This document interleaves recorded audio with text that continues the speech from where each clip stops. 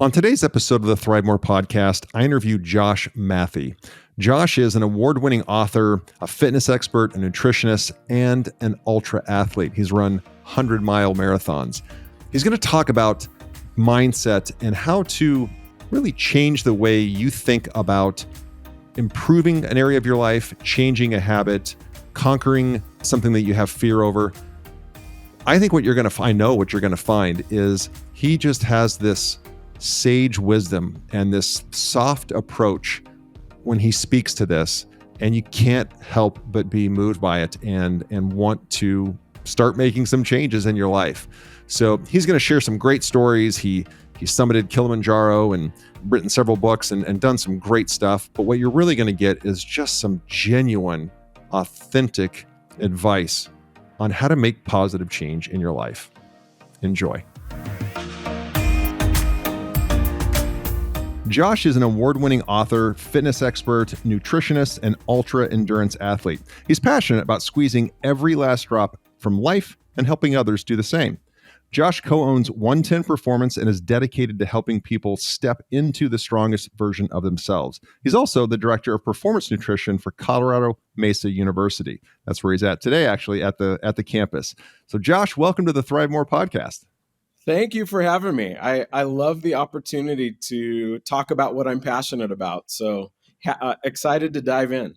Love it. We want to hear it. So before we get into kind of your book and all of your accomplishments, can you walk us back and just give us a little bit of your background, kind of where you grew up and what has brought you to this point? Yeah, that'd be great to know. Yeah. Yes, I will try not to take an hour with that story. Sure. But, so I grew up in Los Angeles my parents both went to Hollywood high school sweethearts. And I grew up there in North Hollywood, played baseball there. So I was a baseball player, and I will talk about fitness and exercise and sport a lot probably today, because that's meant a lot in my life. And I think it's a great crucible for learning about who you are and what you're made of. So as a business owner, sport has meant a lot to me. In my work with my clients, sport has meant a lot to me and a lot to them. So I will use that a lot when I'm talking about other things. Cool. I was a baseball player and a Husky baseball player. And then I got to high school. We moved up to Northern California, and that's when people started to comment on my weight and my size. And that's the first time there was a disconnect between how I saw myself and how the rest of the world seemed to see me. And that started a very uncomfortable conversation that a lot of people have faced. Yeah. Is something wrong with me? Talk about that, please. Yeah. Yeah. So especially at that age, when people comment on you and start to give you the sense that something is wrong with you, it really makes you step back and question your reality. It certainly did me. Is something wrong with me? Am I bad, not lovable, not okay because I'm overweight? Am I sacrificing performance on the baseball field because I'm overweight? If I lost weight, would girls start to notice me? Would people stop making fun of me? And again, I am by no means unique in this way. This is a very common story, unfortunately. Sure. The really great news is that I decided for performance and health to start exercising consciously for the first time, other than baseball. I started weightlifting, and I started paying attention to my food at 14 or 15, and I lost weight and I got stronger and I became faster and my performance did get better. And I really fell in love with, wow, transformation is great. Like when you pay attention to this stuff, it works. And that is how I fell in love with fitness and running and exercise and nutrition. And eventually I became a nutritionist. I have a master's degree in nutrition, and I have helped people lose weight and perform better for almost 20 years.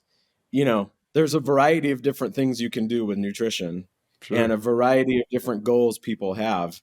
But I've really fallen in love with that whole journey and really quickly realized that carbs and protein and fat are important and bicep curls are important, but it's what is in my head and what is in my heart and what's the story that I am telling myself about myself and the world that creates real change. So over the last, I would say 15 years, I've become very passionate about change science and why and how people change. And as you said in the intro, I'm really excited and passionate about helping people step into the strongest versions of who they are, however that looks. So I am a nutritionist, I'm a run coach, I'm a personal trainer, I'm an author, I'm a speaker, and all of these things kind of funnel to the same source. Can I help you step into the strongest version of who you are? I really love that stuff. Cool, man. Thank you for bringing that. You didn't take very long at all. That was great. That very encapsulating. We as we talked real briefly before we went live here, we own a couple different franchise concepts. One of them is called Rockbox Fitness. It's a boxing for fitness concept, and so I have worked with thousands of people on helping them lose weight. And I don't know if you've heard, but I hear so often when doing a one-on-one consult with somebody, they'll say, "Well, I have just always been overweight.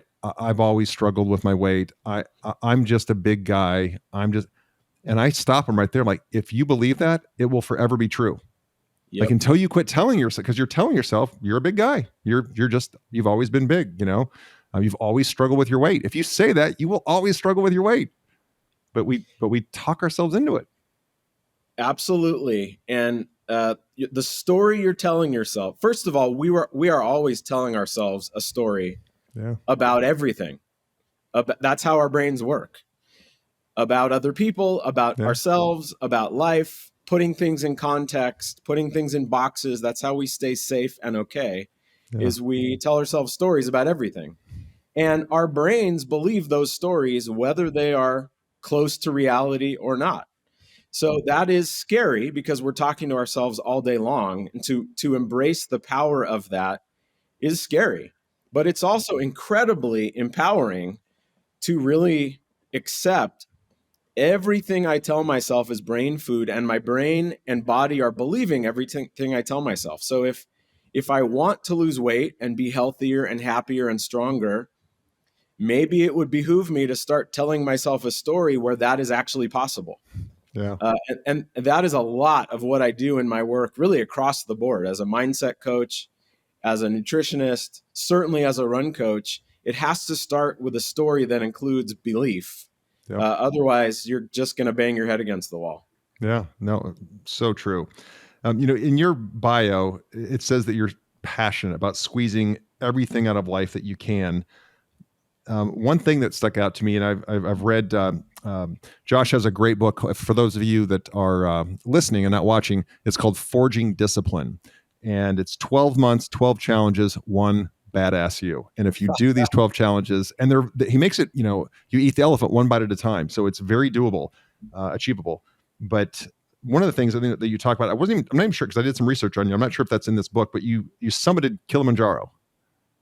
And so I would love to hear about that, because that's got to be a mindset thing too, where I know I can do this, but everything in your body is telling you to go back down the other way. I love this question because I have summited Kilimanjaro, but I don't get asked about it very often. So thank you for giving me the opportunity. Yeah, I've done lots of different things. Kilimanjaro was a unique experience because, first of all, it's Africa. So I don't know if you've ever been to Africa, but it's such a different place. Which, really kind of shapes the immediacy of the experience. It really makes it a poignant and incredible experience when everything is new and different. Yeah. So we decided, I went with a group of friends. I actually hosted this, not that I know how to do Kilimanjaro. So I hosted this event where I got a group of friends together and found a guide. And we decided to do the 7-day approach to kind of get acclimated, which was a great strategy because it's really high and really hard. So, we did a handful of miles every day, and then we would camp, and we made our way slowly up to base camp over the course of a week. And I was the only one that decided not to use supplemental oxygen because I've spent a lot of time in the mountains, and I have an ego, and I thought, I don't need this. And I did great. So everybody else did the supplemental oxygen and was struggling, even with the supplemental oxygen. And I felt great the whole time. I was like, man, this is awesome. And then come summit day, we get up at like 1 a.m. or 2 a.m. to summit. I think we had to go up 7 or 8 miles straight up in the snow. And they wanted to get you down, you know, before it got dark the next day. So you have to start in the middle of the night. And we start making our way up, and it's freezing cold, and I still feel pretty good. And then about 500 feet, maybe 1,000 feet from the top. So I can't remember how high Kilimanjaro is, 21,000 feet, I think. Definitely the highest I have ever been, even to this point. That's the highest I've been. About 1,000 feet from the top, the wall just hits me. And my ego completely leaves. And I realize I should have done supplemental oxygen. So I think I was probably suffering from altitude sickness. Sure. My brain wasn't working very well. My body wasn't working very well. But some kernel of me was very committed to summiting that mountain. So we had porters that were assigned to us individually. And my porter was great. He was like, you don't seem like you're doing very well. I think we should go back down. And I said, I am not going back down. And he said, well, I'm not going to let you die on the top of this mountain. And I negotiated with him. He said, all right, I'm going to let you keep going. But if you get any worse, I am carrying you down the mountain. So I somehow, in the middle of the snow, it started to blizzard at the top a little bit. Oh my gosh. I somehow stumbled my way to the sign at the top with two of my friends. And we took a quick picture. And then, man, that porter grabbed my bag and grabbed me and pulled me down the mountain. I barely even remember getting down the mountain. I feel like we were stumbling down the mountain because, you know, altitude sickness is pretty dangerous. If your brain is swelling, if that's what's happening, the only way to combat that is to get lower. Yeah. And even at the base of Kili, you know, you're still at 17,000 feet or something. So he pulls me down the mountain, throws me in my tent with my buddy who had strep throat and was trying to do the mountain. He made it up halfway. And then I fell immediately asleep and had some food and felt a little better. But it was a very humbling but amazingly beautiful experience. Oh, cool, man. Thanks for sharing that. That's really cool. Really cool. Sure. You've your mission, you say is to help people step into the strongest, truest version of who they are. So what exactly does that mean? And really, how do you go about accomplishing that with them? Yes, that is both a simple and hard question.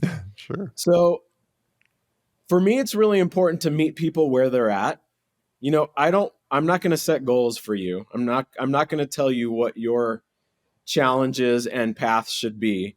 So I really try to listen when I'm meeting with people and hear who they are and what they're interested in and what challenges they would like to face.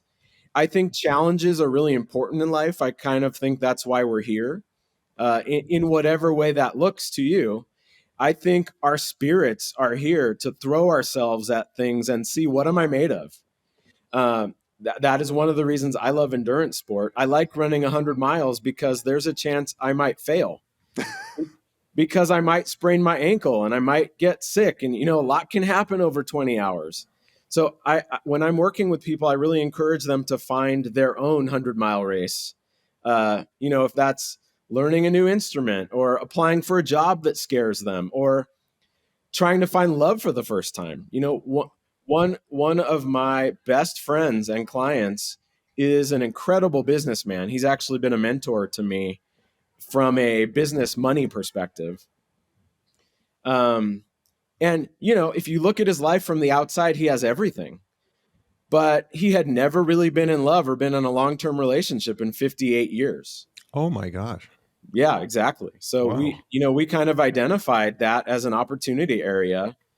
Not because he had to. He was okay. He was happy. But, if life is meant to be lived and experienced, we both saw that as a major opportunity area. And we worked on it together. He's worked on it himself. And now I'm really excited to say he's happily in love for the first time ever. And I can only take very small credit for that. A lot of what I do is just kind of ask questions, almost the way a psychologist would. Most people have deep wisdom in their souls already, and often just need help and support and love to help get to where they already knew they needed to get to. So I would say that's kind of my approach. There's no cookie cutter. I don't have like a 12-step program to be who you want to be. I really try to meet people where they're at and help people look at their entire lives. You read my last book, Forging Discipline. That's really about all the areas of life that are important for health and happiness. Our finances, our fitness, our emotional health, connection, family and friends. All of these things are important to living a whole, happy, healthy life.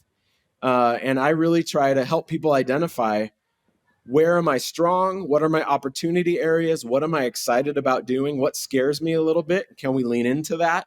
And then I help them come up with a plan for attacking that. Super cool. Super cool. And how would you say your background as an athlete then translates into your approach when you are coaching somebody to a more fulfilled life? That's a good question. And I really try not to, when somebody comes to me, if they come to me as a runner, yep, then I'm going to help them with their running goals. Sure. But if they just come to me because they want to be healthier or happier, I really try hard not to make them into a runner unless that's the way they want to go. Just because that's my path doesn't mean that's somebody else's path.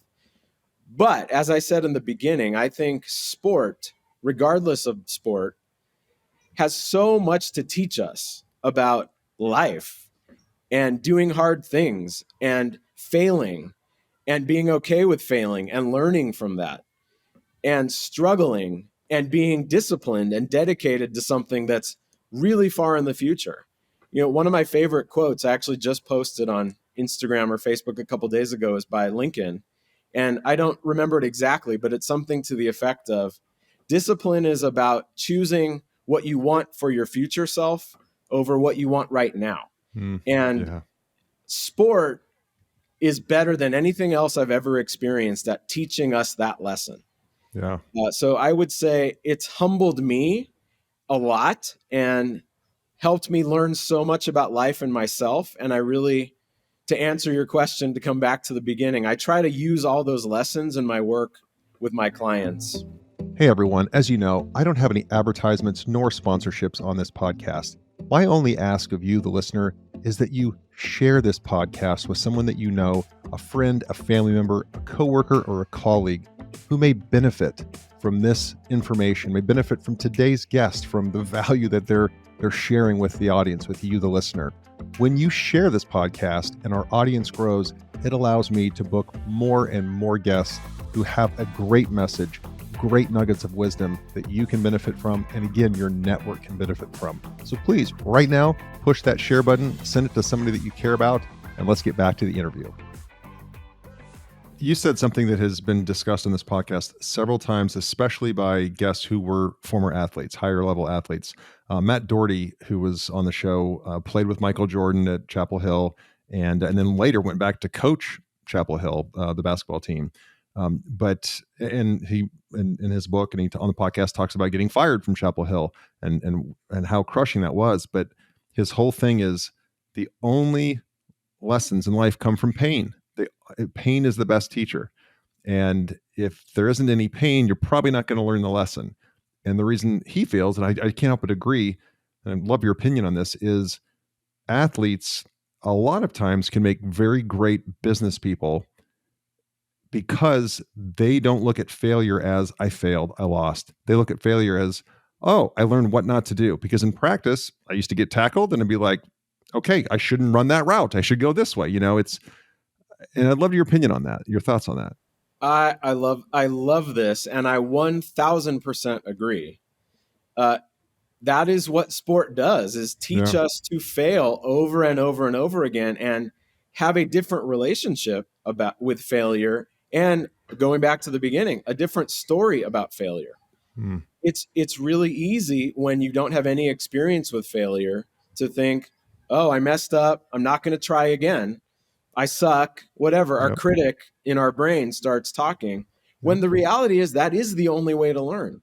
I completely agree with Matt that it is the times in our lives that are the toughest that offer the most opportunity for growth.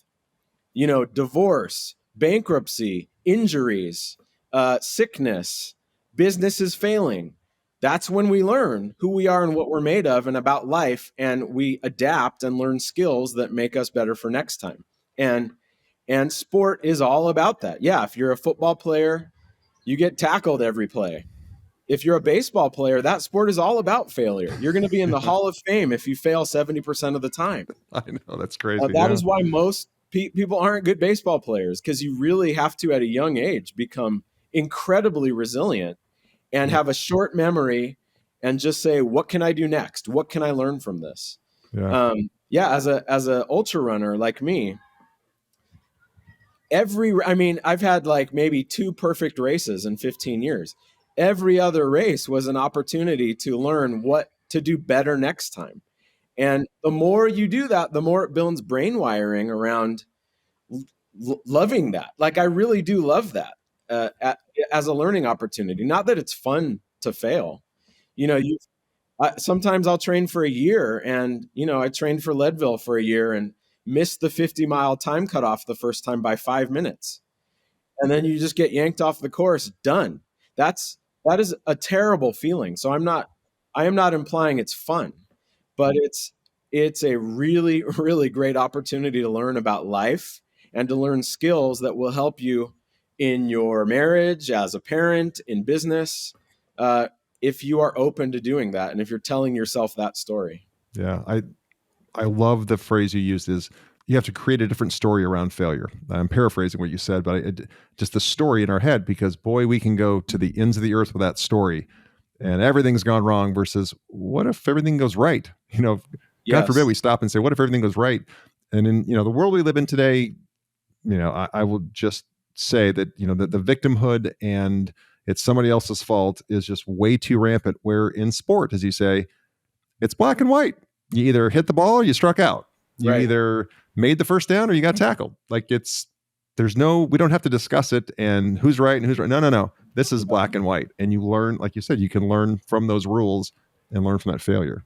I would even, if you're somebody that's triggered by the word failure and it has a really rough connotation for you, I would actually use a different word. I would use a word like learning when you're talking to yourself about failure. Yeah. Good point. Great point. So it's always interesting too, you're a mindset coach, nutrition coach, a physical coach. I've found that as a leader in business, when I'm coaching and leading somebody, I end up leaving that conversation with a learning myself. Like, I learn as much from my team as I believe they do from me. What are some of the lessons that you've taken from some of your clients over the years where they had just as much of an impact on you as you did on them? Man, what a great question that I've never been asked before. And my first reaction is, I've learned so much from my clients. Sure. Let me see if I can think of one or two. Sure. So the first thing that comes to mind is just a couple clients have really taught me a lot about resiliency and about falling in love with whatever goal you're throwing at yourself for the sake of and the love of the experience. Okay. When I first so I was a baseball player, and then I met my wife, who is an amazing triathlete, and I realized, if I want to be with this woman, I'm going to have to become a triathlete. Sure. So I don't know if that was true, but that's what I did. Oh. And I was a good baseball player. I did not have to learn a lot about failure as a baseball player. Triathlon very quickly humbled me. Sure. And I realized I'm not particularly good at this. I'm better than some people, but I'm slower than a lot of people. And for a couple of years, I was really uncomfortable with that. If I'm not the best, what is the point of doing it? I'm sorry, the basketball team is practicing Totally right. fine. Yeah, no, that's cool. So that was really hard for me. I really struggled with, is there value in this, even if I'm not going to win a race? And watching some of my clients that were terrible athletes, but still had fun doing it and still found value in the running and biking and swimming and learning about their bodies and growing every day, regardless of what other people were or weren't doing. That really taught me a lesson that I could use for myself. Yeah. And I would say that's been the greatest learning experience, both as an athlete and as a coach, learning from my athletes. Yeah. It doesn't matter what other people are doing. It doesn't matter if you're winning or losing, ultimately. What matters is, are you putting in the work? Are you learning about yourself? Are you doing the best you can that day? Are you having fun? Are you connecting to your body and the outside world? Like, in my mind, these things are way more important than the external results. Yeah. And that kind of internal journey and finding inherent value in something regardless of the outcome is my biggest learning lesson. And I learned that almost exclusively from my athletes. Wow. Wow.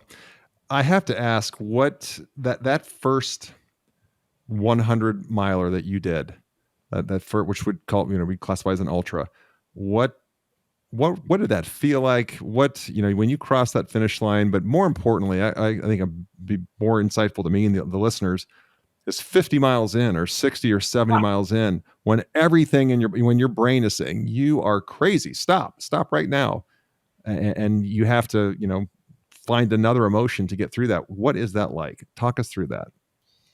Yeah, so there's a lot here. My first 250 milers, I actually failed. I got pulled off, so I didn't quit. But these long races have time cutoffs for safety, and so that the volunteers don't have to be out there for 5 days. So the first 100 miler, I missed the 50-mile time cutoff by 5 minutes. My second 100 miler, the same course, the year later, I missed the 60-mile time cutoff by 15 minutes. And I'm a pretty good runner. I was not expecting that to happen, but this race had, a huge 13,000 foot mountain in the middle that you had to climb up and down twice. And that just slowed me down enough both times, being a flatlander. So I live in Colorado now, but back then I lived in California at sea level. And it just kicked my butt enough both times that I failed both times. Talk about a humbling learning lesson. But, I wrote down so many notes about what I could do better. So then I did a 100 miler a couple years later, actually, right before COVID hit. In Texas, and did cross the finish line, and I've done some since. So that's kind of the background. The details are, I have discovered after 30 miles, running isn't particularly fun for me. And I am not somebody who likes to punish myself by running. Some people, definitely endurance athletes, often will punish themselves, and it's almost therapy by way of running. I'm gonna hurt myself and work out my demons, and they love the pain and they love suffering. And I like to learn from pain and suffering, but I also like to have fun. So it's a challenge for me when I get to 30 miles and I still have 70 miles to go and it's not fun anymore. So I just have to tell myself a different story and stay in the moment and practice positive self-talk and focus on how beautiful it is, focus on my breath, listen to my body, focus on, the next 5 miles or the next 1 mile, focus on my fuel. Something a lot of successful people in business and sport will tell you is small chunking big goals is really effective.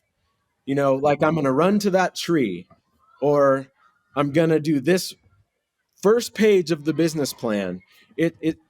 Or I'm going to run the last 100 miler I did was 5 loops, which was actually great mentally because I'm going to do 20 miles and I can do that 20 miles. And then I just have to do another 20 miles. And that sounds boring perhaps to somebody who's never done that. But the way our brains work, that works really well because you just focus on the next step and then the next step. Big things happen with small steps that accumulate.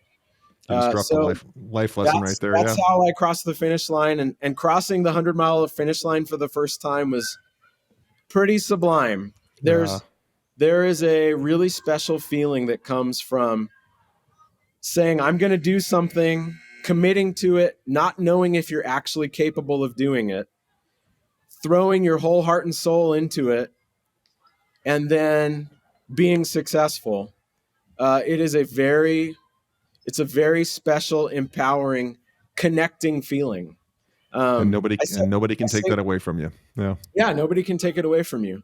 Yeah. And something that's really interesting is whenever I do something like that, I use the word connecting on purpose because I always, in those moments, feel like I'm connected to something bigger than myself. Like the power of the human spirit is so incredible. And I feel like at those moments, I briefly touch that. And I'm not even necessarily proud of myself. I am more humbled by the power of the human spirit and amazed at what we are all capable of doing if we just go for it. Yep. So I would say that's what I feel most in those moments. Cool. Really cool.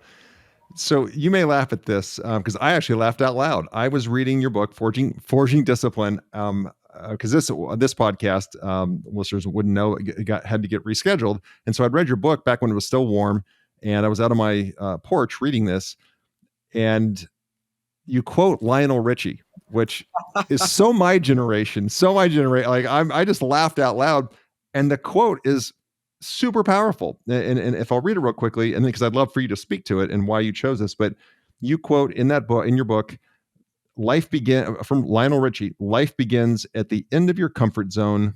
The next time you're afraid, take a step forward. Just speak to that. So I heard that quote when he was judging American Idol of all things. Love it. Yeah. So my wife and I are watching American Idol, which I think is a fun show. You know, it's overdone and it's silly, but it's also really cool to watch these people, like we were just saying, go for something that's scary and big and audacious and stand on stage for the first time and be terrified and just go for it. Yep. And I actually really appreciate how these current judges are very uplifting and positive, but honest. You know, that's an important part of coaching. You don't want to just blow wind up people's skirts. You want to be honest and compassionate and loving at the same time. So Lionel said this to a contestant, and it blew me away. I was like, I love that because I really do. I believe that life does begin when we feel fear and we're scared to do something, especially if it's something speaking to us. You know, I really want to do this. I believe I can do this. I'm excited about it. It speaks to my soul and I'm terrified. I really think that's the time to lean forward and to figure out who you are and what you're made of. And, you know, you'll learn about yourself and you'll be super proud of yourself no matter what happens. You'll either learn and be proud of yourself because you tried, or you'll learn and be proud of yourself because you were successful. And in my mind, that's why we're here. That's what this whole shebang is about, man. It's about experiencing everything and seeing who we are and fully expressing all of ourselves. We only have one shot at this. So I feel like, why not go for it? You're not going to be on your deathbed thinking, I wish I would have not tried so many things. That's never going to happen. I'm going to go off script here. Not that we have a script, but I'm going to go off script and read you a text that my daughter, just because of what you just said, that my daughter sent me last night. She'd heard. She's like, I thought you'd appreciate this. Just talking about one shot. She said, she is quoting somebody, every man has two lives, and the second one begins when he realizes he has just one. And that's, you're right. Got goosebumps. Yeah. That. One shot, man. We have one shot, guys. Yep. You talk about, again, you've got this nutritional background, and you talk about how junk food companies are really acting like big tobacco did 30 years ago. So I'd love for you to expand upon that. Yes. So junk food companies, their job, They are in business to make money. Mhm. They are not in business to care about how long you live or how good you feel or whether you are diseased or not. They are in business to make money. And they spend a lot of money employing nutrition scientists to craft their processed foods to maximize the addiction level. So a lot of sugar, a lot of crunch, a lot of fat, a lot of additives, a lot of salt. Millions, billions of dollars have gone into the science of this. And when you're eating something processed, when you're eating something in a box or a package, Oreos, Lay's, billions of dollars have been spent finely crafting those things so that you're going to want to eat them and keep eating them and go back and buy more. It's called the bliss factor, right? Like there's actually a term for it. I think they call the bliss factor. Yep, there is And they try actually to a term for it. Yeah, and you don't want it too blissful because then one taste is, oh, that's good. It's like Right. just shy of Just satisfaction. Yeah. right on the line. Yeah. And unfortunately, that's a hill we're climbing, and they market these things so much. So that's a whole other piece. That was the physiological perspective, but there's also the mental and emotional perspective. We see either because we're walking through 7-Eleven or the grocery store or because we're watching commercials, we are bombarded and inundated with all of this messaging. Buy this, you want this, have a Big Mac. And healthy foods, there is no like apple and carrot coalition that is spending billions of dollars to combat that. So if you find yourself wanting these foods, there's other stuff going on too, like the decision maker in our brain, the parts of our brain that make these decisions. When you're deciding, I'm going to have Pringles, that is not the part of your brain that makes rational adult decisions that's doing that. That's the part of your brain, the lizard part of your brain, that's doing it on kind of a subconscious level. So if you eat these foods, that doesn't mean you're weak. It doesn't mean you're bad. It means there's a lot of things against you in your quest to be healthy. Yep. But I would say it's possible. It starts with mindfulness. It starts with a desire to eat healthier food. And the more you're aware and the more you eat whole, real, non-processed foods, the better your body and brain are going to be at staying away from those things. Yep.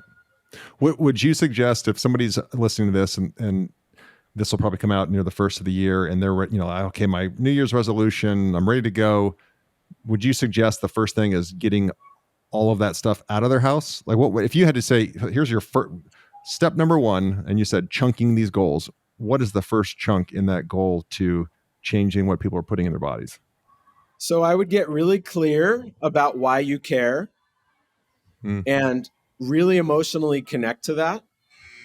Shoulds and need tos are not super motivating. I was just on a call last night with a group that I facilitate, and one of the guys was talking about how he should lose weight, he should do this, he needs to get a meal plan.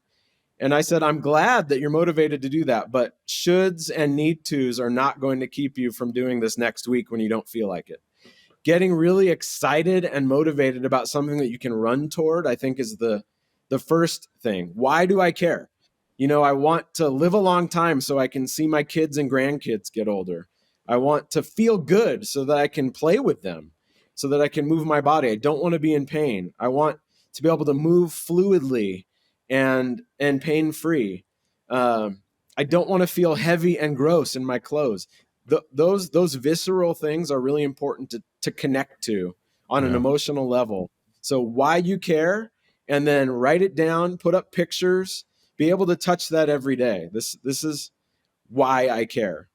And then, the science of change is really interesting. We probably don't have time to talk about all of it, but there's many different things that affect change.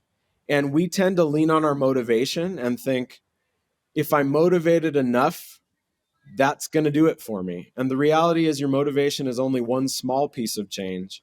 And we need to enlist all the other sources of change. So controlling your environment is really important. As you said, getting stuff out of your house basically keeping things away from you that are going to make change harder and pulling things closer to you that are going to make change easier, like having healthy food in your house, putting your workout clothes by the front door, using an app on your phone that gamifies and helps you track progress. Those things all sound small, but they all add up to increase success. I would say the last thing I would offer in this, if we're just talking about a few key things, is to enlist the support of an accountability partner or coach that you trust and that you can be honest with, and that will be honest with you back and will hold you accountable with compassion and love in their own way. That doesn't mean they need to say, I love you, but I think you guys know what I mean. That is going to be honest and real and compassionate and help hold you accountable, that you meet, like once a week. These Yeah. are my commitments for the week. And then next week, this is how I did on my commitments. And then if you failed on some of them, have a conversation about why. Yeah. But I think all of those things are really important to weight loss and really any change. Yeah, really. Yeah. What you just described, you're habit stacking. You're literally habit stacking these Yep. habits to create the one. But yeah, love it. Love it. Everybody that listens to this show knows I'm an avid reader, love biographies, business biographies, business books, self-help books. Um, you can't choose a book that you've written, right? That's not fair, Josh. You can't do that. But is there a book that you've read? It doesn't have to be recently, just any time where you've read it and you set it down and you said, "Wow, that had an impact on me. Like I will do things differently based on what I just read." Can you share that with the audience? I have a lot of books I like because I'm also Sure, an avid reader. I used to read about 100 books a year, and I've backed that down so that I have more time for other important things. sure. But I still read about a book a week. Yep. And actually in that book that you're holding, I put a bunch of my favorite books. But interestingly, and actually surprisingly for me, the one that popped into my head when you said that was The Art of Learning by Josh Waitzkin. Okay. So he is, I don't know if you're familiar, he was the kid that the search for Bobby Fischer Hmm. was about. So he was a chess prodigy and like genius, and then he became a Tai Chi prodigy. So not Tai Chi the way we think of Tai Chi, where we're just kind of moving and stretching, but Tai Chi where you're actually competing with people. Okay. So he was the best in the world at chess, and then years later he was the best in the world at Tai Chi. And he wrote a book about how he did that, called The Art of Learning. And even though he's smarter than almost everybody who's going to read that book, he writes it in a way that's very deliverable. He's a great writer. He's a really deep thinker in Hmm. a really cool way. Like every paragraph, every almost every sentence, I was like, whoa, what a cool way to say that, or what a cool way Yeah. to think. And I got a lot out of that book. It was really, really mind bending, interesting book that I could apply to life.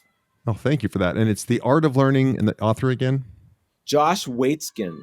Josh Waitzkin. Okay, we'll put that in the show notes too, so people can just click on it and to find that. All right, so a couple last questions for you. These are a little different than I've been asking you, but if you were to live your full life, your very full. This is not meant to be morbid by any means, but this full, rich life, and we get to the end of your life, and we're at your funeral, and you're looking down from above, and a loved one is reading your eulogy, but they can only choose three words, to three different words that they want to use to describe you and your traits or the impact. Really, the question is the impact that you left on them. So, what are the three words you hope they choose that describes the life that you've lived? Wow, what a great question. I can only choose three words, huh? Uh, I would say kind, funny, and passionate. I love it. I've experienced all three of those with you today. Just so for what it's worth, you're on the right track if that's how you want to be remembered. Awesome. And then Josh, last question, and this one's always fun too, is if you had a magic wand, I were to hand you a magic wand, and you could change the world in any way, a material way, and so we wake up tomorrow and the world is different according to Josh. How would the world be different tomorrow? If I could wave a magic wand, I would make everybody see the world in terms of hope and possibility and lead from that place instead of leading with fear and scarcity. Be a better world. Yep. I think that would kind of solve almost all of our problems if that's what we led with. Yeah. You said what a lot of people said, but you said it in a different way. I love that. Well, hey, most important question is, where can people find you? How can they connect with you, follow you? If you could share that. Yeah. So I love to interact with people. So often people won't bother me because they think it's going to be a bother. It's not a bother. I love to answer questions. I love to connect. So my website is joshmathe.com. And that is also my email, josh@joshmathe.com. Feel free to send me an email. I'm also on Instagram. I've been on Instagram more in the last probably year or so, and Facebook. So those are really my two social media outlets, Okay. Facebook and Instagram. So on Instagram, I'm at Smiling J. At Smiling J. On Okay. Facebook, it's at Josh Mathe. And I think I have an author page on Facebook, but I don't use that. It's just a normal page. All right, we'll put that in the show notes as well. Awesome. Great. Well, thank you very much. Your spirit is just infectious, and your confidence is just it's wonderful. It's absolutely wonderful. So I appreciate you taking the time with us today. Thank you. Of course, this has been a blast. Anytime you want to have me back, I'd be happy to do it. Oh my, you can count on it. You can count on it. Super cool. Thank you for tuning in to the ThriveMore podcast. Don't forget to take a look at the show notes for any of the resources that we mentioned during the podcast. And if you haven't already, be sure to hit the subscribe button and turn on your notifications so you have access to the latest and the greatest. You can connect with me on any of the socials at Real Roger Martin. And be sure to check out our website, ThriveMoreBrands.com. There you'll find information on the brands we support and information on franchising. Thanks again for tuning in.